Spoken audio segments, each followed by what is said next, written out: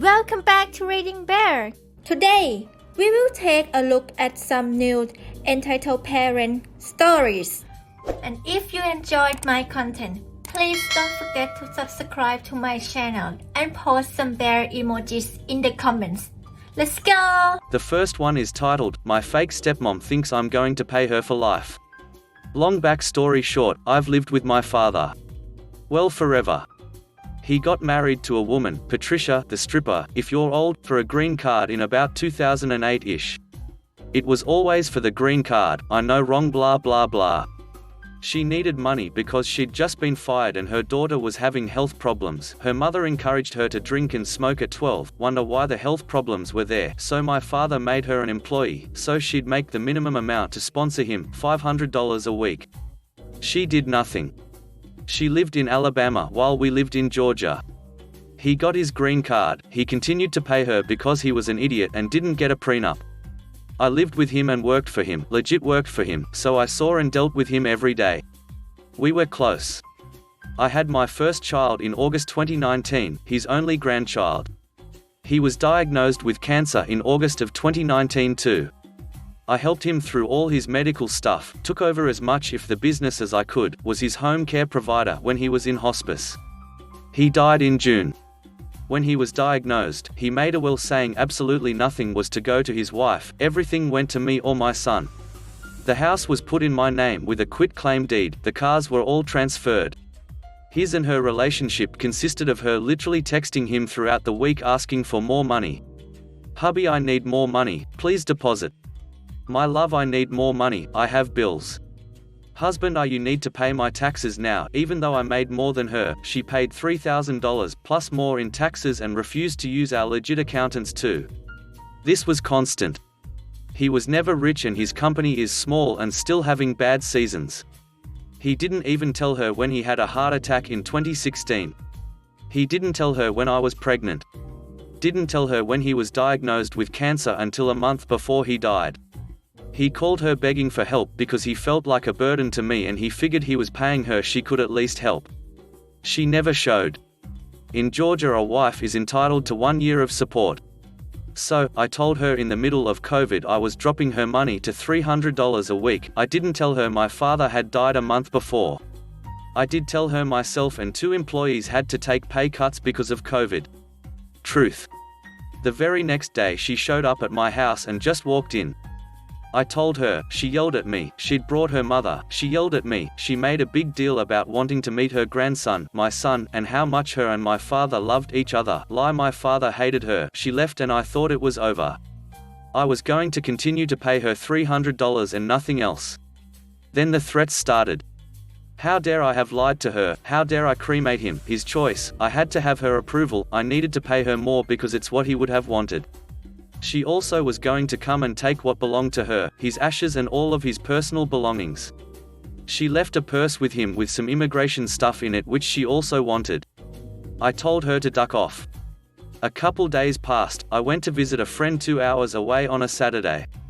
She showed up at my work demanding I met her there right now to give her all her stuff including my father's laptops, phones and ashes. She threatened to break in, call the cops on me, everything.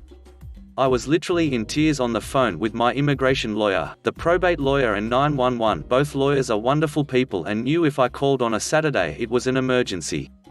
They eventually left telling me on the phone that I was a witch, and they were going to get me, Patricia and her mum. Drama happens and I hear nothing from them. I've been paying the $300 a week.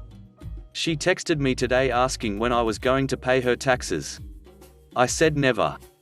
She told me it was my job to pay them. That's what my father would have wanted because he loved her and didn't want us to be like this.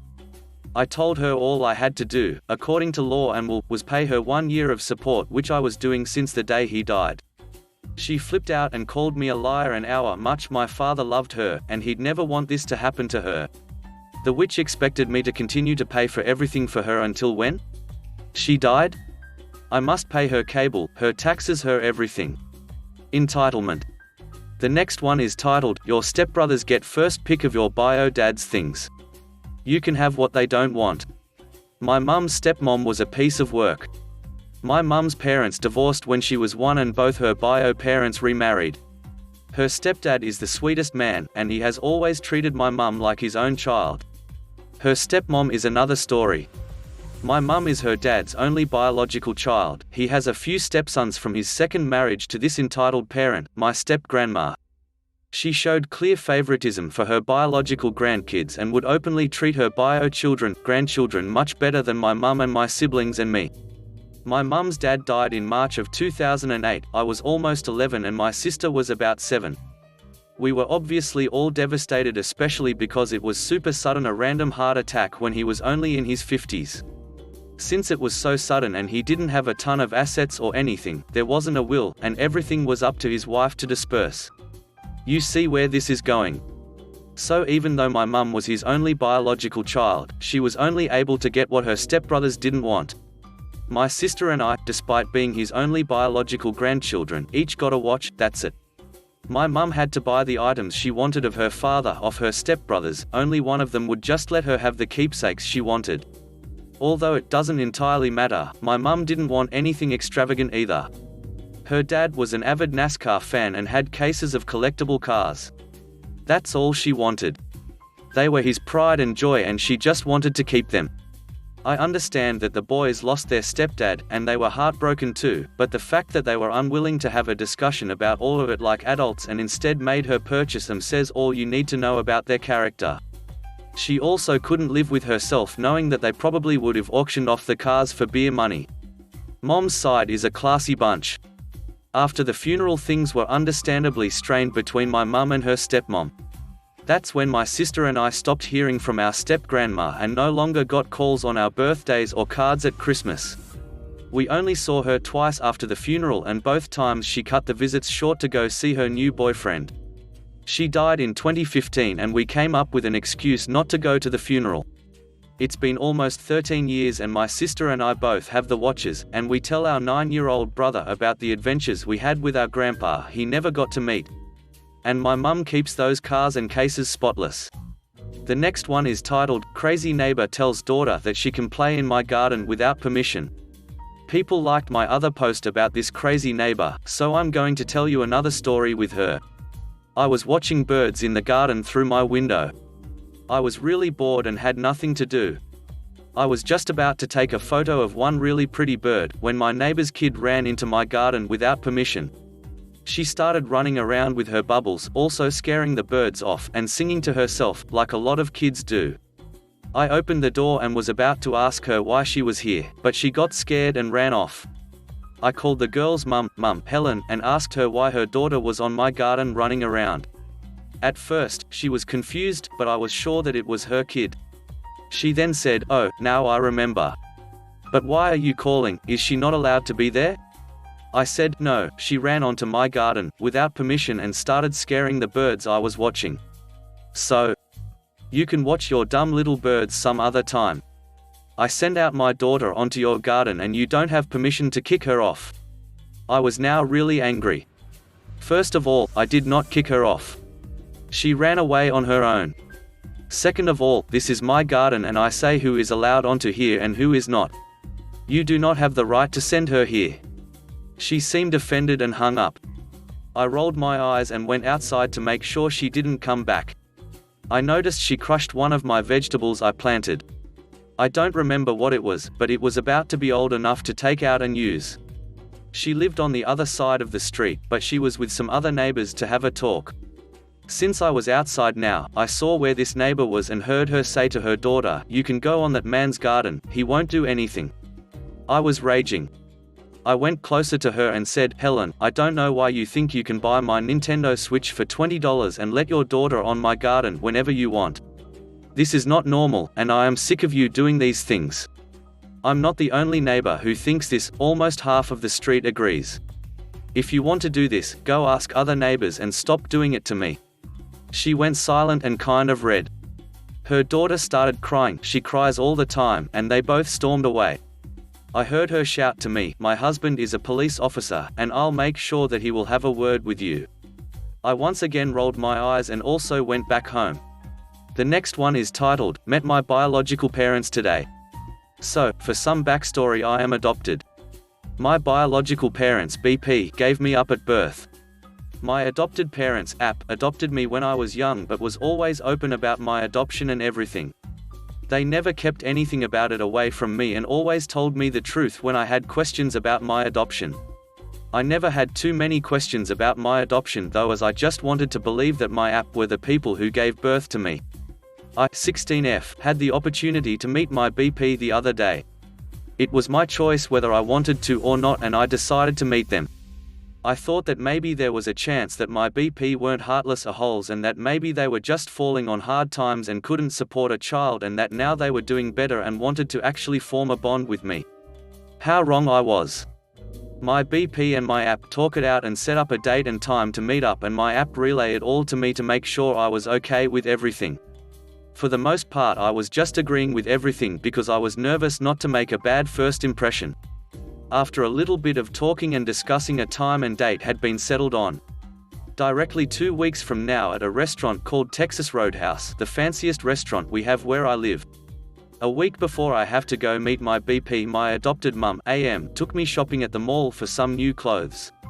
I've never been too fond of dresses and stuff, and my AM knew this, and so instead of taking to someplace like Kohl's or Claire's, she took me to Hot Topic and Spencer's, where we found a couple fancy things that I liked and that we thought my BP would like as well. Some time had passed and I was getting ready to meet my BP. I put on the clothes and hop into my app car so that they could take me. The plan was that my app would drop me off and they would hang around the area so that if something happened, they could get to me quickly if something happened. We get there, and after a small pep talk from my app, we go into the restaurant and meet my BP. Right off the bat, as my BP looked at me, they mumbled stuff under their breath which I can only assume was about my outfit. My BP themselves looked like your typical snooty rich parents, as they were decked out in all type of jewelry, fancy clothes, etc. Already I was getting a bad vibe from them. We greet, and after like a minute my app leaves so that me and my BP could eat and get to know each other. So, me and my BP get escorted to a table and sit down. A couple seconds pass and my biological mother, BM, says something. BM, so how are you liking your life so far?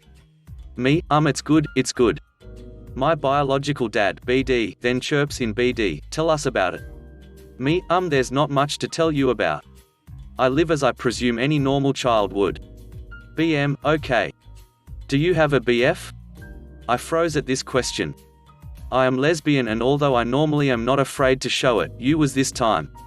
My BP looked like very judgmental people and I didn't want to have a bad first impression. After a couple seconds of silence I give the best answer I could. No.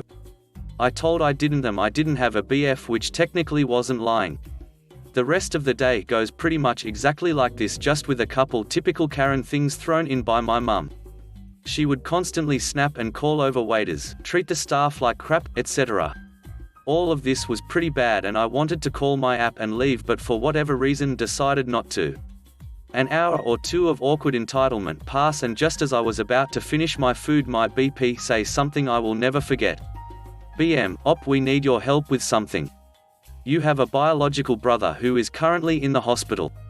He got into a car crash a couple days before we contacted you. He needs a kidney transplant and your dad and I have both offered up ours, but we weren't matches. The only person who does have a match is you.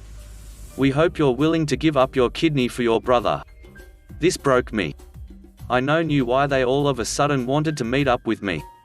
They didn't want to form a relationship with me or get to know me. They wanted to use me to save their actual son. I did not know I had a brother. At that point I frankly did not care. I told them no. They abandoned me as a child, and 16 years later they want me to save a brother I never knew existed. I told them no and walked out. I walked out of the restaurant and called my app. My real parents. I told them to come pick me up and they said they were at the Target right next door to me and said to wait in the car or come look for them in the store. I opted for the car. I didn't want to be around anyone at that point, so I just walked and searched for my app car. My BP probably came after me, but I don't know that for sure, as when I left the restaurant driveway I didn't look back. After about 20 minutes in the car crying, my app come and immediately noticed that I was crying despite my best efforts to hide it. They asked what was wrong and I told them everything. They seemed just as puzzled as I was, but comforted and consoled me the time. I'm glad I'm adopted. 'Cause as far as I'm concerned, my real and only parents are my adopted ones. The next one is entitled Mum Tries to Derail Medevac Mission. So about 10 years ago I was a corpsman in the US Navy, medical personnel for the Navy and Marine Corps, stationed overseas in a tropical paradise. At the time I was the second most senior enlisted sailor in our department at a small, forward-deployed hospital. Part of my duties included being ready to medevac psych patients at a moment's notice, so I always had a medevac mission bag in my barracks room ready to go. Some details have been deliberately changed to protect the anonymity of my patient. Anyways, one day while I was on liberty, not on duty, I got one of those "you leave in 2 hours" phone calls, so off to the hospital I went, my trusty bag on my back. It was there that I was told how weird this medevac was to be. I was flying commercially to the US with my patient instead of hopping on an Air Force flight, and their mother. Oh, by the way, the mother just happens to be an entitled junior officer. Great. I get all my paperwork together, gather my party, patient and mother, and grab a duty driver to take us to the local civilian airport. Oh, and while we are all dressed in civilian attire, it is important to note that I am 100% on duty and acting officially in my capacity as a non-commissioned officer in the US Navy Hospital Corps. The mother, however, is 100% not on duty or acting in an official capacity.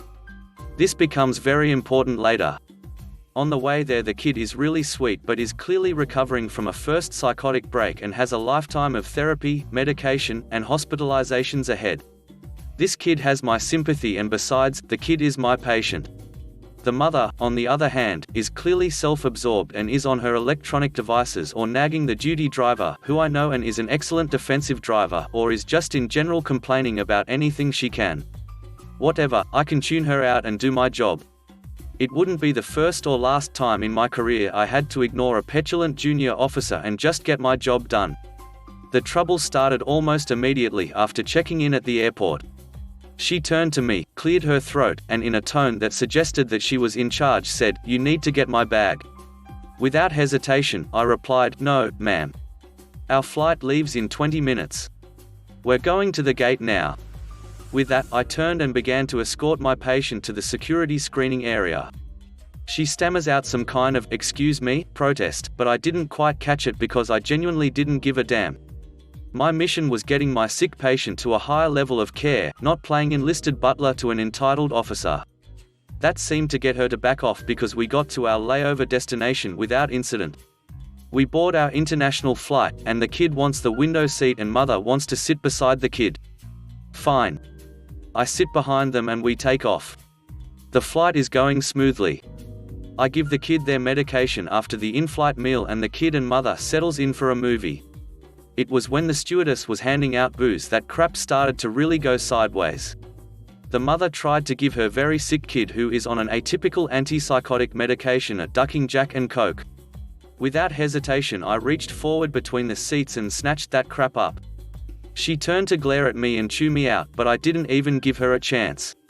I cut her off with my super serious NCO tone and glare. I'm not ashamed to admit I practiced it before my first deployment, and state flatly, "Ma'am, not only is patient underage, but patient is very sick and is on some pretty serious medication. If there are two things that just plain don't mix, it's alcohol and psychotropic medication. Respectfully, ma'am, I simply will not allow this. I appreciate your compliance." Her face twists in rage and confusion. I could tell that she had never been spoken to like this by a lowly enlisted person, and she was trying to figure out what to say to me. Finally, she said, "I didn't want to have to pull rank, but..." Again, I immediately cut her off. "Ma'am, this is my mission. It was explained to you that you are not in charge here, and the skipper is allowing you to tag along as a humane gesture. I am calling the shots here. This is your kid, and you want the best for patient. I get it, but the best thing you can do right now is let me do my job and get patient to the next treatment facility without incident. Our commanding officer placed ME in charge, and if patient shows up to the next facility having drank alcohol, it will be my head on the chopping block, not to mention that you are putting patient at risk. Your child could have a genuine medical emergency 10 of thousands of feet in the air over open ocean. So, ma'am, if you pull something like this again, I will report it. Thank you for your compliance, ma'am." You see, Reddit, in the US military positional authority is way more important than your actual rank. This is why an E2 can and will prevent a 3-star general from entering a secure facility without the proper credentials. It doesn't matter that the 3-star is like ducking God to this E2, because not even God gets to access this facility without a proper military identification card, sir. This means that since the patient was released to my custody and since the chain of command placed ME in charge of this mission, my positional authority simply trumped her rank and even her status as the kid's parent, and I had the paperwork to prove it to any authority. Back to the flight. So, after being told that she wasn't in charge, she scowls at me and tells me that when we land, she's going to call the cops or something.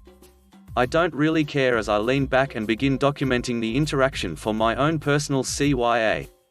Anyway, we land and there aren't any cops called or anything, so whatever she said was an empty threat. We are about to go through US customs when she insists that she go through customs first, then her kid, then me. The Jack and Coke incident are still fresh on my mind. I'm convinced she's going to try to pull some shady crap, so I shut her down. I inform her that in order to maintain her kid's security and health that I had to go first, followed by her kid, then her. She protests, and the protests start to get us stared at. Somehow, we made it through customs without her or the kid taking flight or without any of us getting detained. She ducking whined and complained loudly the entire wait. I was seriously getting concerned that we were going to get detained.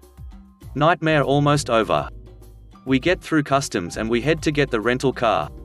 All I have to do is get patient to the next medical facility, give report, turn over effects, and I'm done. I get the car, load everyone up, and then mother exclaims, "I left my purse." She begins half flailing and freaking out and jumps out of the car. She tells me that I am to wait until she returns. Now, I'm not some kind of special forces ninja or some nonsense, but I have been deployed and I have seen real people get seriously hurt and had to treat those injuries.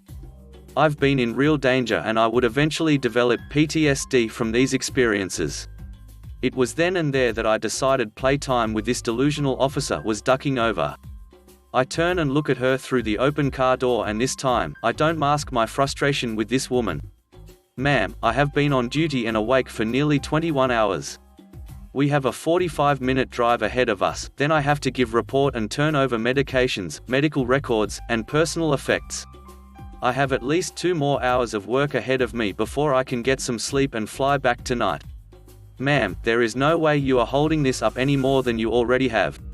This vehicle will leave in 10 minutes, with or without you." She stammers out that she will call the police on me for kidnapping her kid. I tell her to go right ahead, but that won't change that she now has 9 minutes and 45 seconds to get her purse. At this point even the kid chimes in with, "Mum, stop trying to control everything. This guy has taken great care of me, and I'm really tired. Can't we just hurry up?" With that, she storms off and miraculously makes it back with her purse in time. I take them to the hospital with her silently fuming and furiously tapping away at her phone non-stop. Turnover gets done. I bid the kid goodbye and the mother ignores me as I leave. Sweet, sweet sleep. Oh, it's not over. Fast forward a week and I find out that the mother has filed a formal complaint against me. To avoid another long story, I'll tell you that the executive officer shredded it and chewed her out once I explained everything that happened and backed it up with official documentation.